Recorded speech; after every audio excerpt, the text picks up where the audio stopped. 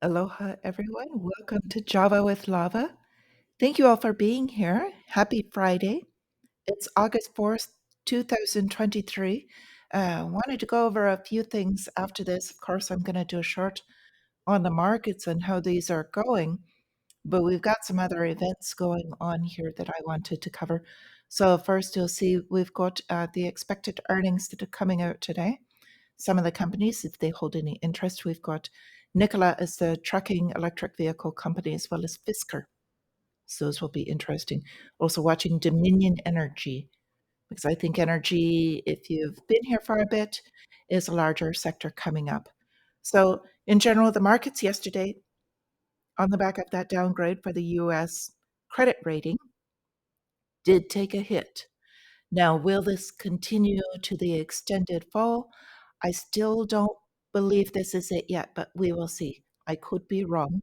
I just I think that we're going to have a continuation today. This is not financial advice, of course, but kind of trimming that. I still think we've got more upside into this market before we see that quote unquote the big one, which will be a general down. So anyway, going more on to this, we're watching the rates. So the US 10-year, which is benchmark for a lot of things, of course, is still well above 4. So we've got 4.19 at this moment and watching the other relative markets as they are for theirs. We're in a currency war. So we're watching everything in relative strength to each other, and the central banks are really trying to coordinate their hikes. We watched the Bank of Japan is changing their policies, and the Bank of England, just in lockstep with the United States, did their quarter percent hike. So we'll keep an eye on that as well. The futures also don't believe that this is necessarily the big one either, as they're going into the grain. I'm a little surprised that gold is under pressure, but then again, that is a risk off assets. That's showing there's more money still pouring into these markets to come. We got cryptocurrencies that were down a bit too, but still well above that 29,000. So I still continue to think that there's going to be better prices coming in. But as for now, it's still holding pretty steadily.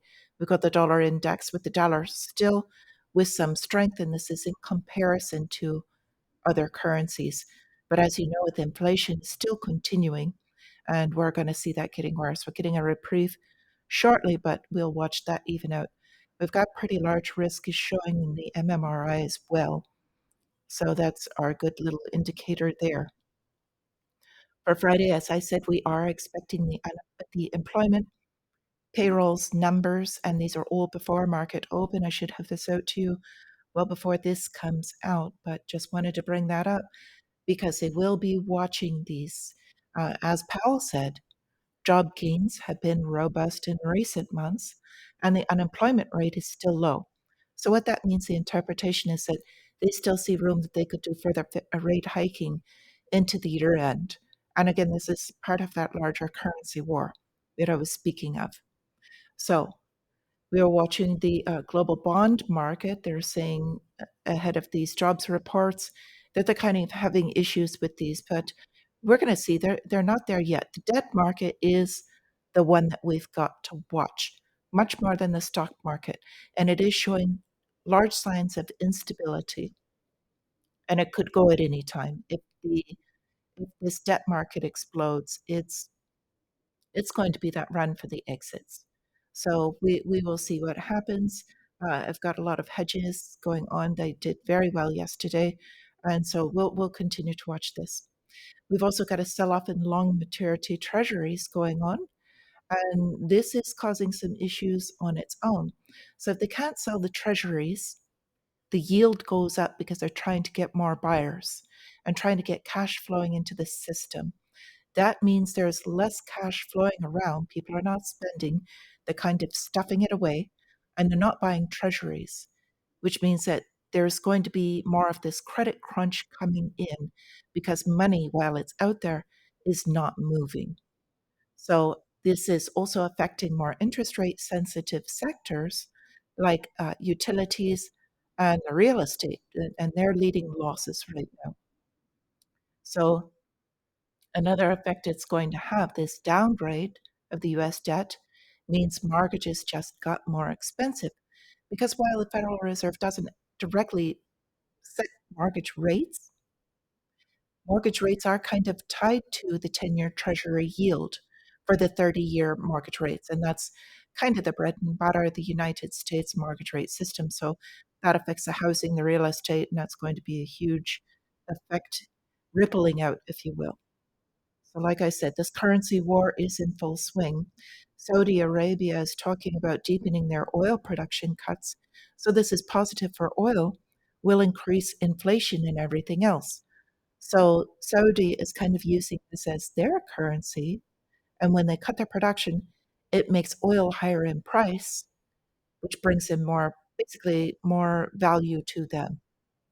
We're watching the Czech currency fall because they're kind of breaking ties to their foreign exchange interventions. Basically, with everybody else playing with their currency reserves, they're not able to compete. So the Czech currency will probably want to be one of the next to fall. Got one more story about Intel. Basically, they're going to China to create chips locally for the local Chinese market because what we've seen is that the two giants are just kind of washing them out of the United States market, and that would be uh, NVIDIA and AMD. So since Intel got kind of wiped out, they're going to the smaller nano chips that we were talking about, and they can create those in China. So I think this is going to be interesting to watch here. China is also doing their direct trade with India. So with that, I've got a couple of lava updates. One of them is the Japanese vice minister quit. Prime Minister Kishida's ratings are sliding. The reason they're going down is they are tying their social security data in with their ID cards. So their taxes and social security putting together very unpopular idea, and is starting to see some backlash with that. Another item I wanted to bring up is that Venezuela has also officially applied to join BRICS, and we've got the summit that is coming up toward the end of this month on the 22nd. So that's going to lead to some interesting volatility later on. But I wanted to finish it with just stuff for today and let you go, and I'll probably have another video separately regarding what's going on in a larger macro, larger, not just with the Federal Reserve and the US, but more globally on this currency war, because it's really starting to heat up. So I have one other thing I wanted to bring to you because I just cannot get into this. But Israeli startup company is applying to put lab grown steaks on British menus. So apparently, our friends in the UK, you will get to be the first ones that will get to try this if you would like. And then you can leave in the comments for me what you think of it or how it will taste because that's just not my cup of tea. So, at any rate, with this, if you have anything that you would like for me to cover regarding global macro stories, please leave it in the comments. I appreciate everyone being here. With this, I wish you all a green trading day or just a wonderful day in general. And until I see you again, my friends, stay free.